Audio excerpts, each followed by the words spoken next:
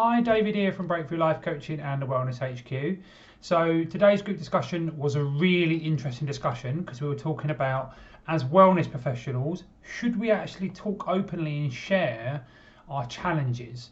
It actually really hit a note for me because of something that happened to me last week. I posted about it on LinkedIn, about how it affected me. So I'll be really interested in what you think of the group discussion today. Obviously, just type down in the comments below what you think, and if you'd like to get involved, just comment about that you'd like to get involved, and I can send you the Zoom link if you'd like to get involved. All right, enjoy. Let's move to our group discussion today. So, as I said, this was inspired by Anita, by a discussion we had last week, and essentially is, should wellness professionals, or even sort of business owners in some sense, but mainly wellness professionals, should we share our challenges and emotions at this time? Should we be open about, how we're dealing with the pandemic? But in general, away from the pandemic and away from the situation of COVID-19, should we as wellness professionals be open about things that affect us and how they affect us? Secondly, should we be sharing on a social media platform? And is it okay for us to be human, really? I will say, if you want to put your input in, try to either put your hand up, or there is actually a way to do it. But obviously, I'm going to try and keep a list. I know Ray put up a hand first, and then I think I've got Tracy, and I've got Graham, then Lorraine, and then Anita. And I'll grab more in a minute once I get to Anita, so bear with me. So just to frame this discussion, just so you're aware of it and how we start it. So many of you know, last week on Wednesday, we found out that someone had actually broken into our car, smashed the back windscreen in an attempt to steal it. I was quite upset about this. It really, really affected me. And I actually did a post about it on LinkedIn when I talked about it. And I wasn't sure how it was going to go. But I was very open about the fact that I really had to work really hard to fight my go-to response of eat food, play games, because those are habits which are inbuilt to me, which I have to fight. Now, the response was actually quite wonderful. People really said it's really nice, but obviously I had to be mindful that if my clients might have seen that and how they might have affected to it. So if I go to Ray first, because she put her hand up first, and Ray. Yeah, with sharing, I mean, those that know me know that it's very rare that I'm ever down. I'm always the positive one, always upbeat. But a few weeks ago, literally on the Thursday, it was like the weight of the world was on my shoulders, and it was like, what is going on? So it's kind of like, okay, from where I come from, let me go and just for a couple of days, not do anything, and just take time for myself to get over that. And I happened a couple of weeks later to be being interviewed on a show, and in the conversation it actually came up, and I was sort of like sharing, how I'd felt down. I didn't want to do any therapies. I didn't want to create a guided meditation that I was supposed to be doing. And it was actually really good just sharing that on that platform, and the amount of people that were watching the show that actually connected afterwards and went, I'm really glad you shared that, because I'm kind of like have felt a little bit down. I wasn't sure if I wanted to carry on my therapy, etc. So I think it really is important to share. One, it makes you feel better, but also it helps other people, I think, know that they're not alone if they feel that way.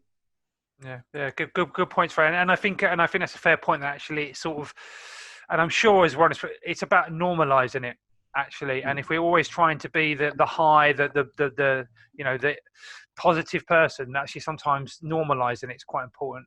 Thank you, Ray. So if I next move to, I think Tracy was next to the list. I wanted to Tracy. Thank you. I was going to actually make a point, David, while we're talking about it in terms of the context of wellness. I don't think it really matters what industry you specialise in or what industry is sort of your major industry. I actually put a post up a couple of weeks ago, and I'll share the post in the chat, about dealing with change. And I think it's the same type of principle. in terms of worrying before you press that, post button or tick that, click that post button.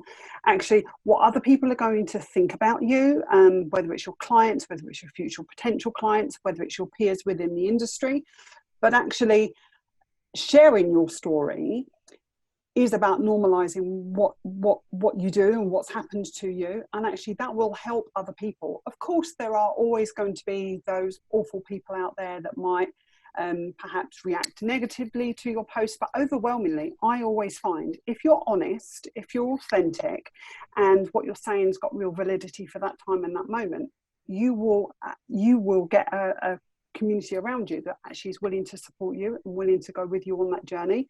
And as I say, regardless of the sector that you're in, I think that's really, really important. So my message to everybody really is, don't be frightened or don't be concerned about sharing your stories, sharing the things that perhaps you want to share.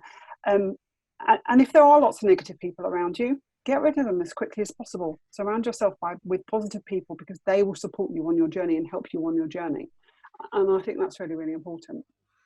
Yeah, great. Absolutely. Thank you, Tracy. Absolutely good point. So it isn't just about wellness; it is about all of it, and it is. And I think it is getting that journey. And I think this is, leads to a bigger subject of telling a story of being that human sort of story there. Absolutely. Right. So next was Graham. Hey. You put your hands up. Yeah, I did put my hands up. Yeah, just to reiterate what has already been said, really, what Ray was saying and what Tracy was saying. I think it's really important to share your stories, whether that be good, bad, ugly, and the rest.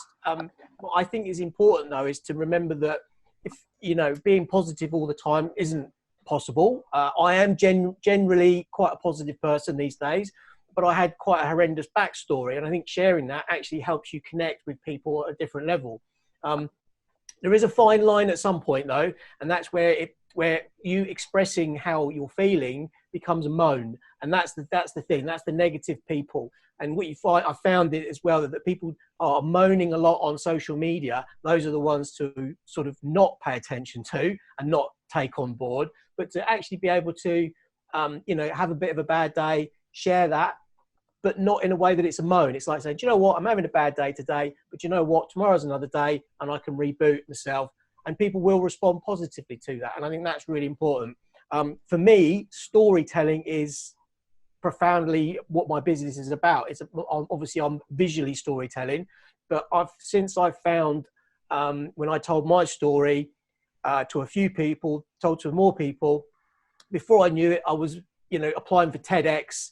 I'm doing, blog posts, I'm being interviewed and all those kinds of things, just because I'm sharing with a story and I'm connecting with other people. I mean, I think that's probably why I have quite an affinity for the wellbeing industry, because of that stuff. But, tell your story. Don't be afraid of it. We should always be who we are. If people don't like that, well, that's their problem. That's just my view.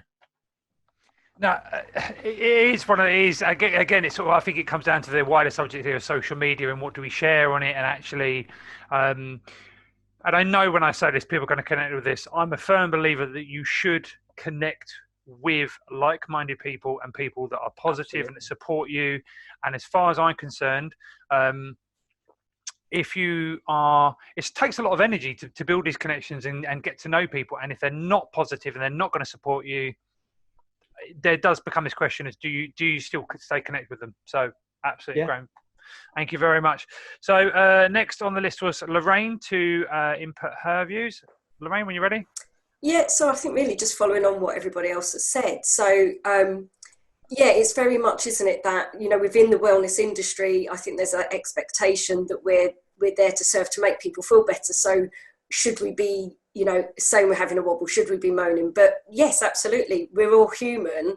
And we're all going through the same struggles as everybody else. And I think, like Graham said, it's when that energy, in the ways I work, either that energy or that persistent sort of like negativity, would then, people wouldn't want to connect with us. I've been sort of sharing on my Facebook group that the last couple of days, it feels like laptop lethargy.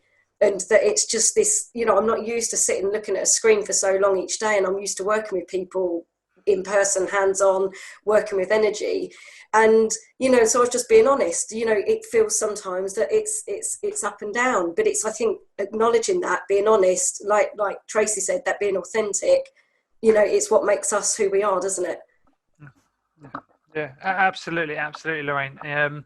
Thank you. And yeah, it is. I think you are right that it's like so as a weight loss coach, sometimes people think that it might be that I shouldn't mention about that I eat cakes. It's fine every now and then. If I'm eating 5 cakes a day, that's a problem. And I'm not, you know, I can't really do as I preach. But every now and then, it's finding that balance. Actually, it's a mix of the fact that we do try to teach what we're trying to teach people, support people. But actually, if I'm going to try to say to someone, right, I'm a weight loss coach, I eat no cakes ever. I eat just perfect food all the time. I'm doing a 5K run every day. No. It's just not authentic. Right, great. So next I had on the list was Anita to speak. Obviously, it was inspired by Anita. So there you go, Anita. Do you want to? Yeah, sure. So we were having a conversation just over a Zoom coffee, myself and Dave, the other day, and this is kind of where it's come from. We had a really open and honest discussion, and I think it is so important for us to be open and honest because it does build authenticity. It makes us shows that we've got, you know, integrity. It shows that we're human and that we are real. The sort of people that I work with are people like myself. They're people, you know, that's kind of it, isn't it, in business? You know, we're working with people that are a little bit like ourselves. They might be going through stuff now that we've been through. Graham mentioned about a horrendous backstory. For those that know me on here, you know my backstory when it comes to why I left the corporate world. Become a mum literally overnight without giving birth and set up in business. So that's another day, another subject. You can find out all about that on my website if you want to read and find out more. But the other day, I kind of, when I was being open and honest with David, you know, and I just said to him, I said, the thing is, we're expected to look like we've always got our shiz together, you know, that we're always so... Especially when you're dealing with business owners, which I do majority of the time, they do sort of think that you should have your stuff together all the time. But do you know what? The best posts that I've had on social media have been where I've been open and honest, and I've said I haven't got my shit together. Oh, my shit together. Sorry. They're the most engaging ones. My blogs that I've written where I've been open and honest have been the most engaging. They're the ones that have got people to talk to me and find out more about what it is that I do and how I can support them and how I can help them. Because ultimately, unless there's something really mad going on, you're in the coaching and wellness industry because you want to help and support and inspire people. And a part of that is sharing where you are, how you got to where you are now, whether that's lovely life backgrounds or really, really crappy ones where you've sort of come through the trenches and come out the other side. For me, I would rather be surrounded by it and finding out and working with people that are inspiring rather than people that are just consistently saying, look at me, look at what I've got, you know, and I've always got my stuff together. One of the things as well I wanted to mention here is for many of us, our lives have changed dramatically to the point that yes, our routines have been messed up, our businesses have changed in many ways. For many people, they're not bringing in an income, you know, especially being business owners, we're not that fortunate to have, you know, support and whatnot else. But we're also doing other things in our day.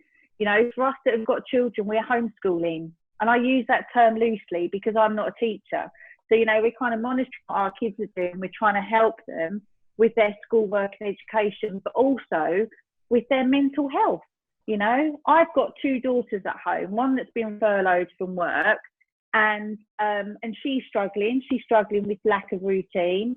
And my younger daughter is 14, due to go into year 10 in June. And again, you know, she's doing her learning online and doing Joe Wick's fitness PE at 9 o'clock in the morning.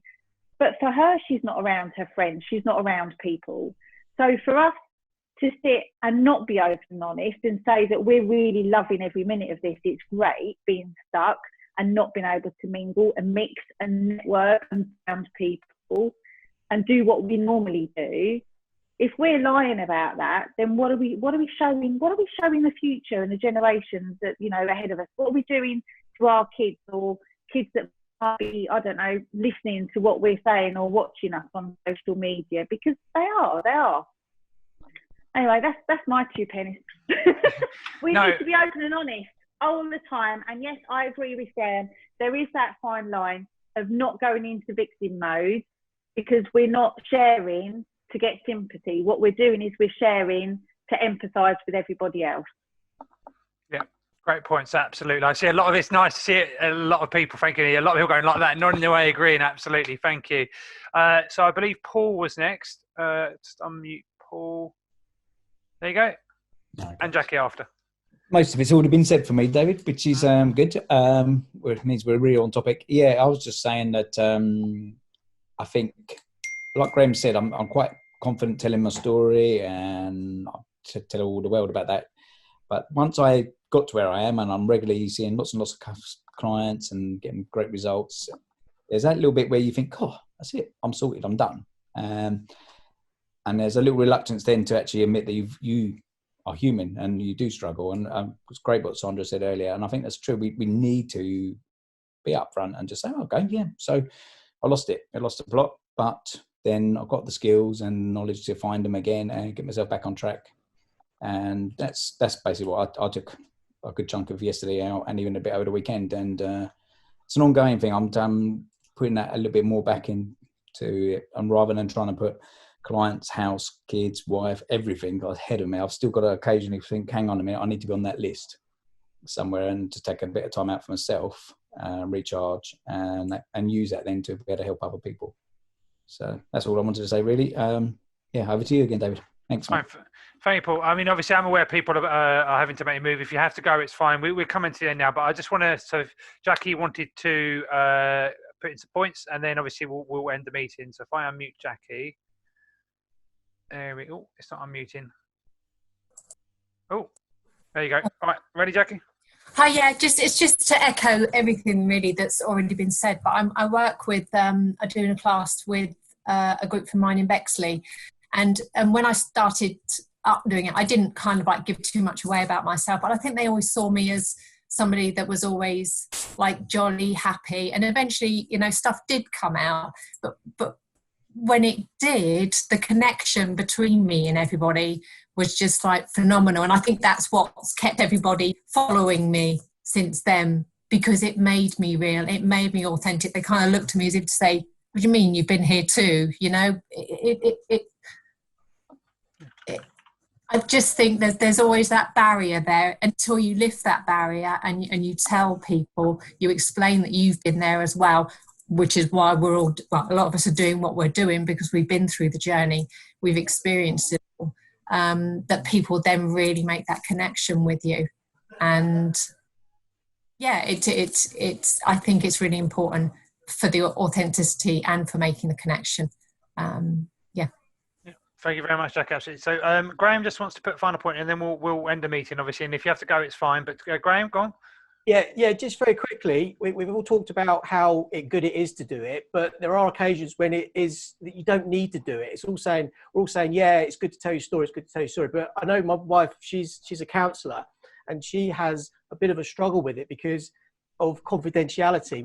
She doesn't want people to know about her backstory because it can affect the relationship in terms of what she does as a counsellor. So it's just important to say that while it's great to share our backstories and stuff, it might not always be appropriate depending on, you know, the perspective and professionalism that you might be coming from. I just wanted to mention that because she's not in today, or she's with clients today. So. Which is fair enough. And actually, I'll quickly unmute Sandra because she's got a point. But you're very spot on point. Absolutely. Go on, Sandra.